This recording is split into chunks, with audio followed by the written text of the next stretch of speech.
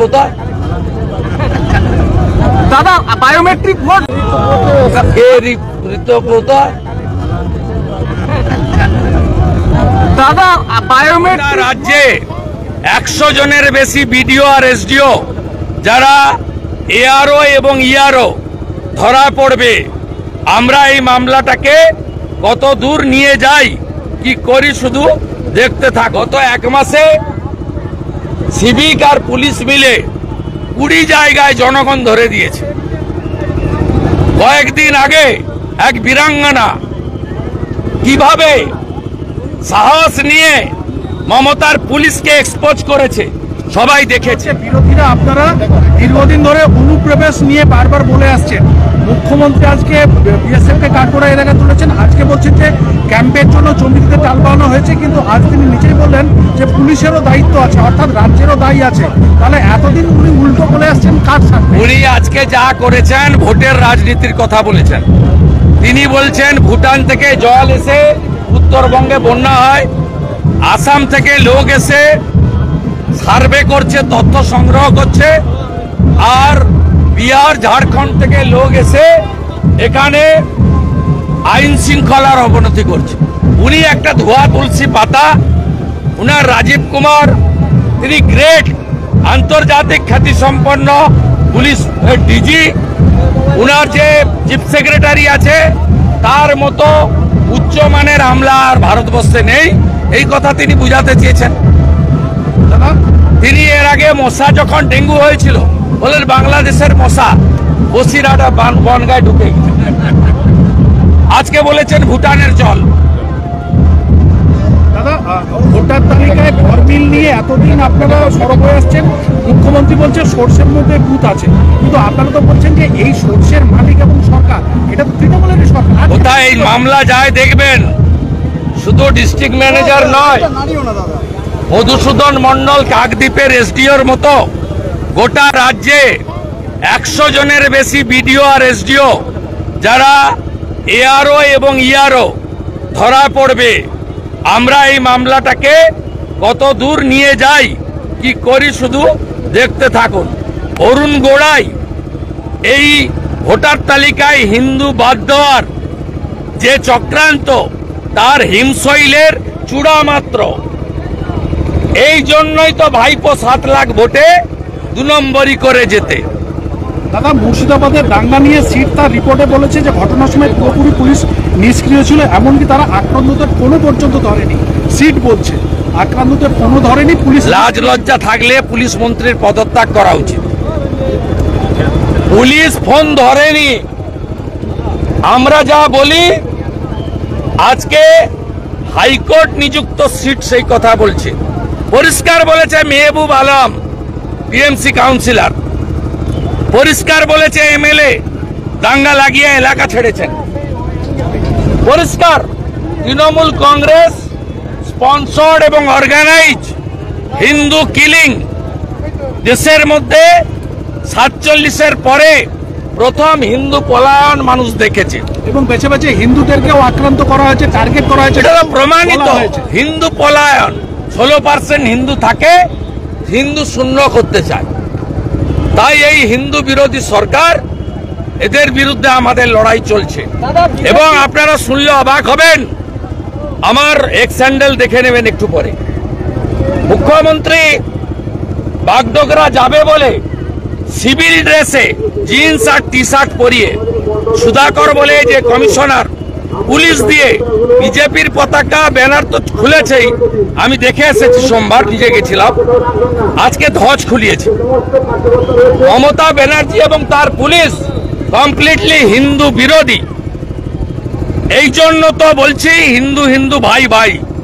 হিন্দু যদি বাংলায় বাঁচতে চাও, বিভেদ ভুলে এক হও এবং মমতা আর তার সরকারকে তাড়াও, নইলে হিন্দু শূন্য হয়ে যাবে বাংলায়। মমতা ব্যানার্জি প্রশাসনিক সভা থেকে বলছেন যে খেয়াল রাখবেন জঙ্গি যেন না ঢোকে, অসম থেকে ইধার উধার থেকে লোক আসছে, ডিটেল নিয়ে যাচ্ছে, কেউ ডিটেল দেবে না।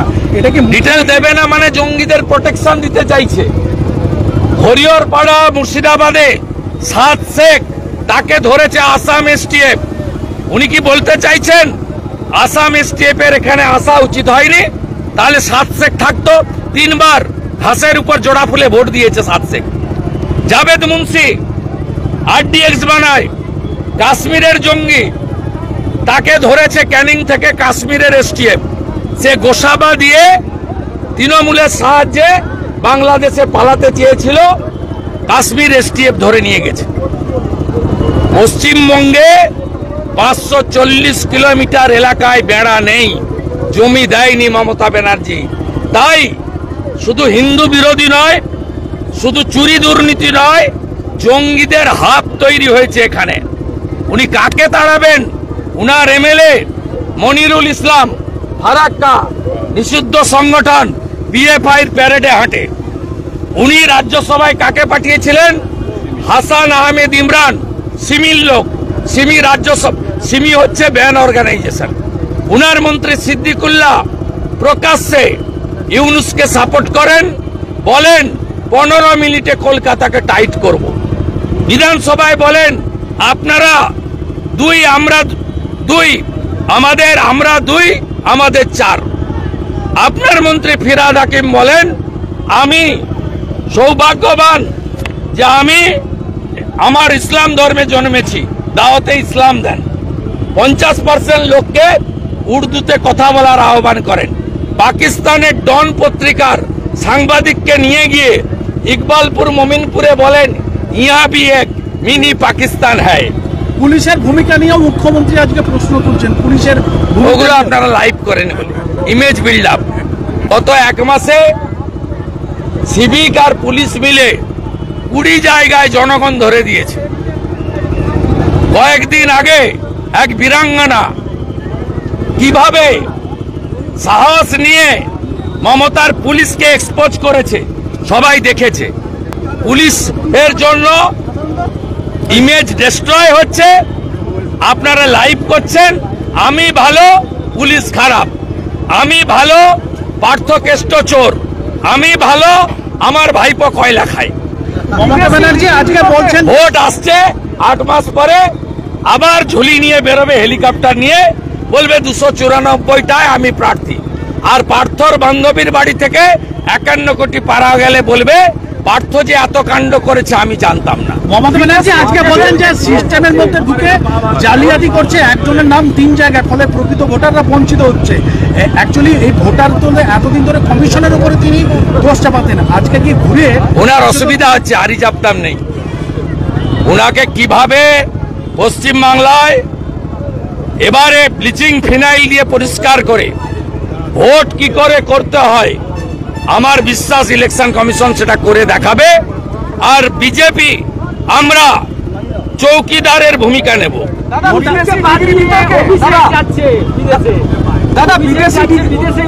শুনুন, কাকে পাঠাবে ওদের ব্যাপার।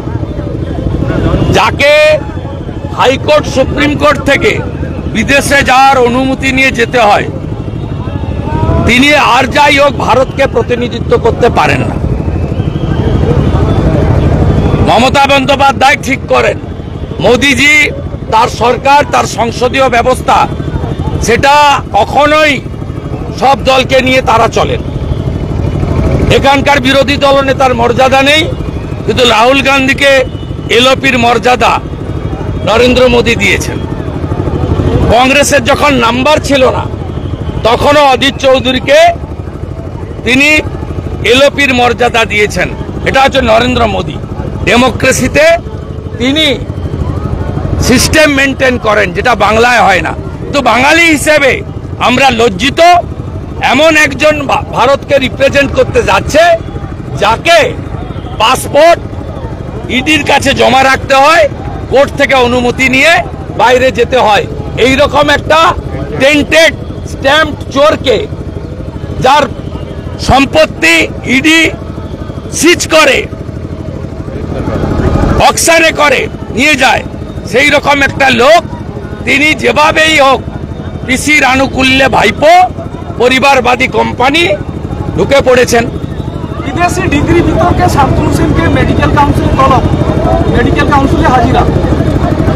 ভাইপোর র্যাকেটের মেম্বার, গাছ যেমন ফল তেমন।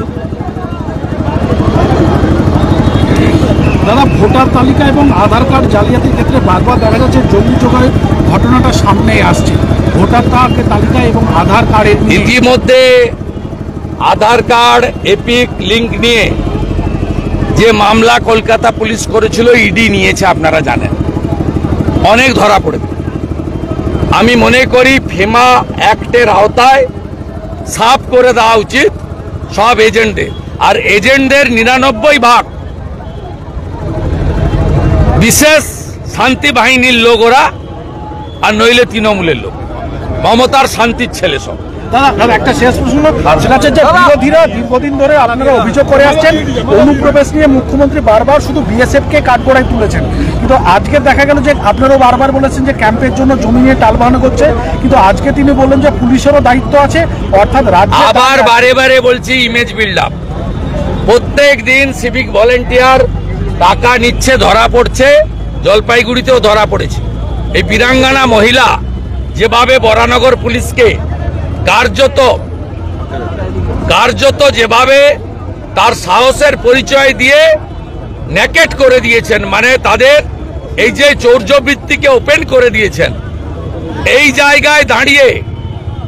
জায়গায় দাঁড়িয়ে মুখ্যমন্ত্রী বুঝেছেন যে এই ভিডিও ক্লিপটা লক্ষ 70-80 লক্ষ লোকের কাছে পৌঁছেছে। তাই আজকে রাজীব কুমারকে বসিয়ে রেখে পুলিশকে ড্যামেজ করছে নিজের ইমেজ বিল্ড আপের জন্য। 14 বছর পুলিশ মন্ত্রী, আর চোরেদের রানীর নাম হচ্ছে মমতা ব্যানার্জি। যে যত চুরি করবে, ভোট চুরি হতে পারে, কয়লা চুরি হতে পারে, গরু পাচার হতে পারে, পাথর চুরি হতে পারে, গাড়ি থেকে তোলা হতে পারে। আপনি জানেন এখানে যে ফর্সা করে লম্বা এসপিটা আছে, 11টা মাল লোডেড ট্রাক হলদিয়া থেকে ছিনতাই হলো। গত 1 মাসে 11টা লোডেড ট্রাক হলদিয়া ছিনতাই হলো। আপনারা এই খবর রাখেন না, করেনও না। সেই কারণে এইসব কথা হচ্ছে। ভোট সামনে বর্ষা, তারপরে দুর্গা মায়ের পুজো, কালী পুজো, তারপরে শীতের পরেই, শীতের জামা খুলতে না খুলতেই ভোটের বাজনা। এবং গতবারে এই জেলা মমতাকে হারিয়েছে, এবারে গোটা বাংলা উনাকে প্রাক্তন করবে। সবাই ready. No vote to Mamata, no vote to Mamata, vote for BJP. সভাপতি পরিবর্তন করা হলো, আইএনটিটিউসি সভাপতিকে তুলে দিয়ে কোর কমিটি করা হলো, কিছু লাভ হবে? কোনো লাভ হবে না। সব চাকর বাকর। এর উত্তর মানা দে আর মিলন মন্ডলের কাছ থেকে নেন, আমার কাছ থেকে ঋতপ্রতা। দাদা, বায়োমেট্রিক ভোট